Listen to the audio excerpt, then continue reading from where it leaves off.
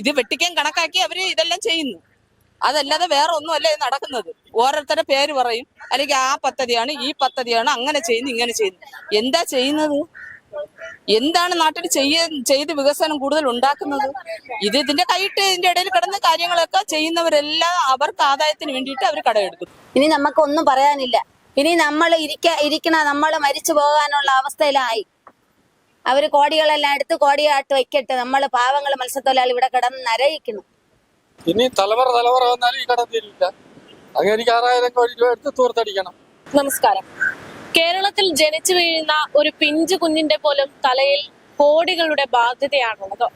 പറഞ്ഞു വരുന്നത് നമ്മുടെ സംസ്ഥാനത്തെ പൊതുകടത്തെ കുറിച്ച്.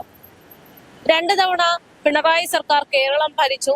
പക്ഷേ പതിവിൽ നിന്ന് വിപരീതമായി സംസ്ഥാനത്ത് കടബാധ്യത വർദ്ധിച്ചു വരികയാണ്.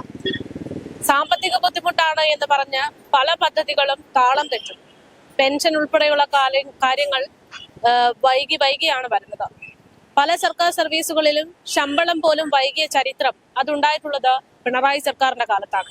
ഇപ്പോഴിതാ ഓണക്കാലത്തിനോടനുബന്ധിച്ച് വീണ്ടും 6000 കോടി രൂപ കടമെടുക്കാൻ ഒരുങ്ങുകയാണ് നമ്മുടെ സംസ്ഥാന സർക്കാർ.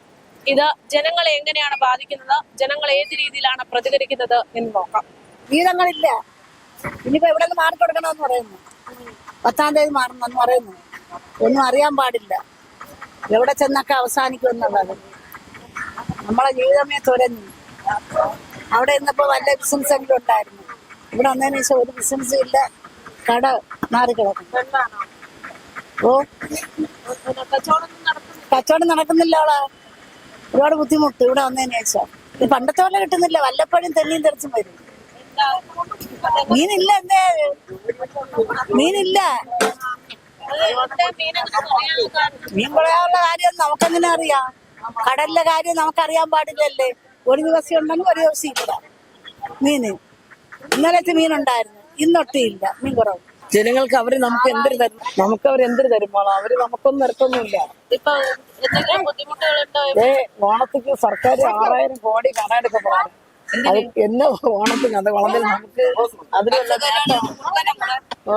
അല്ല, പൊതുവെ ജനങ്ങളുടെ സംരക്ഷണത്തിനും മറ്റു പദ്ധതികൾക്കൊക്കെ ആയിട്ട് കേന്ദ്രത്തിൽ നിന്ന് 6000 കോടി രൂപ കടമെടുക്കാൻ സർക്കാർ കടമെടുക്കുമ്പോൾ സ്വാഭാവികമായിട്ടും നമ്മൾ ഉൾപ്പെടെയുള്ള എല്ലാവരും ആണല്ലോ തിരിച്ച ഒരു കടബാധ്യസ്ഥരാകുന്നത്.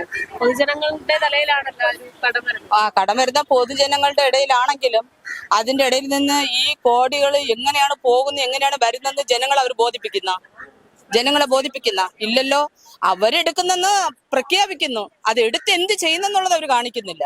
അപ്പൊ ആ കടത്തിനെല്ലാം നാട്ടുകാരും പിന്നെ ലോകത്തുള്ളവരും കാര്യം ചെയ്യേണ്ടത്. ഇത് വെട്ടിക്കാൻ കണക്കാക്കി അവര് ഇതെല്ലാം ചെയ്യുന്നു.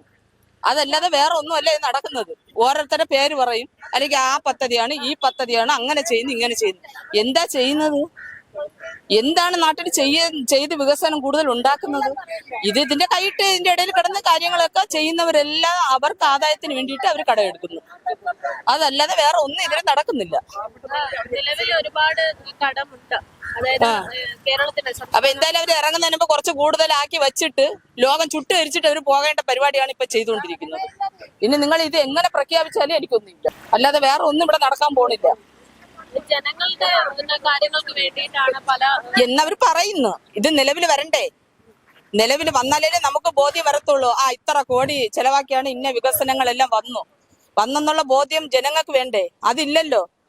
ഇപ്പൊ 60 കോടിയാ. 60 കോടി എടുക്കുന്നെങ്കിൽ 50 കോടി ഓരോരുത്തരുടെ ബാങ്ക് അക്കൗണ്ടുകളിൽ കാണും. ബാക്കിയുള്ളതിനെ എടുത്ത് എന്തെങ്കിലുമൊക്കെ ആട്ടിക്കൂട്ടി എങ്ങനെയെങ്കിലുമൊക്കെ ചെയ്തിട്ട് പറയും ഇത്ര കോടി കടമാണ്. ഇനി അടുത്ത ഇലക്ഷൻ വരാൻ പോണു. ഇനി വേറെ ആരെങ്കിലും ഒക്കെ ഭരിക്കാൻ വരും. അപ്പോഴത്തേക്ക് അവരുടെ തലയിൽ ഇത് വെച്ചുകൊടുത്തോണ്ട് ഇരിക്കുന്നവർ ഇറങ്ങിപ്പോവും. ചേച്ചി, ഞാൻ ചോദിച്ചോട്ടെ, നമ്മളെ കേരളം ഇപ്പൊ ഭരിച്ചോണ്ടിരിക്കുന്നത് ഇടത് സർക്കാരാണ്. 2 തവണ ഭരിച്ചു. അപ്പം എന്താണ് തോന്നുന്നത്? ഇപ്പൊ 2 തവണ സർക്കാർ ഭരിച്ചെങ്കിലും ചില കാര്യങ്ങളൊക്കെ ചെയ്യുന്നുണ്ട്. ഇല്ലാന്ന് നമ്മൾ പറയുന്നില്ല. ചില കാര്യങ്ങളൊക്കെ ചെയ്യുന്നുണ്ട്. എങ്കിലും 100-ൽ 20% ചെയ്യുന്നെങ്കിൽ 80% അടിയിൽ പോകുന്നുണ്ട്. സാമ്പത്തികപരമായിട്ടുള്ള കാര്യമാണ് ഞാൻ ഈ പറഞ്ഞത്. 20%, 100-ൽ 20% എന്തെങ്കിലും ആളുകളെ ബോധ്യപ്പെടുത്താൻ വേണ്ടി എന്തെങ്കിലുമൊക്കെ ചെയ്യുന്നുണ്ട്. ഈ 80% കാര്യം എവിടെയും പണം എവിടെയൊന്നും അറിയില്ല. ഇതാണ് ഇവിടെ നടന്നു വരുന്നത്. ഇനി അടുത്ത ആര് വരുന്ന അവരെ തലയിൽ വെച്ചെടുത്തോണ്ട് ഇവര് ഇറങ്ങി പോവും. ഇനി നമുക്കൊന്നും പറയാനില്ല. ഇനി നമ്മൾ ഇരിക്കണ നമ്മൾ മരിച്ചു പോകാനുള്ള അവസ്ഥയിലായി. അവര് കോടികളെല്ലാം എടുത്ത് കോടിയാട്ട് വയ്ക്കട്ടെ. നമ്മള് പാവങ്ങള് മത്സ്യത്തൊഴിലാളി ഇവിടെ കിടന്ന് നരയിക്കണം.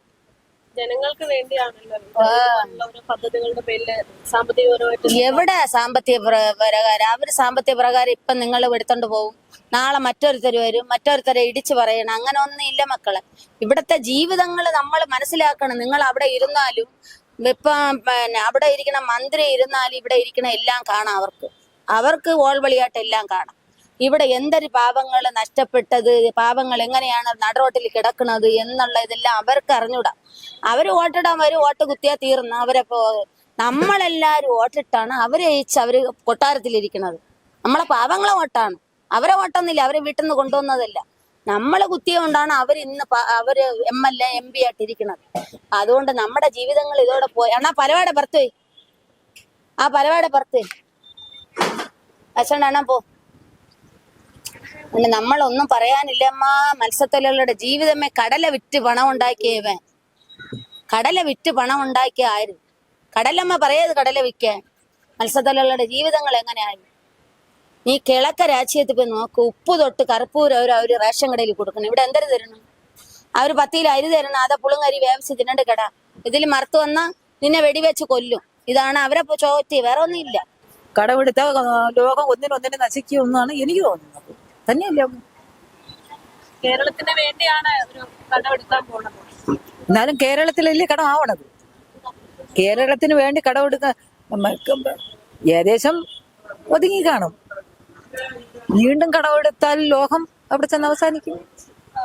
ഇപ്പൊ ഇതുവരെയുള്ള ഭരണമുണ്ടല്ലോ പിണറായി സർക്കാരിന്റെ ഭരണം, അതിൽ തൃപ്തിയാണോ? എന്തെങ്കിലും ബുദ്ധിമുട്ടുകൾ വന്നിട്ടുണ്ടോ? തൃപ്തിയാണോ എന്ന് കേട്ടാൽ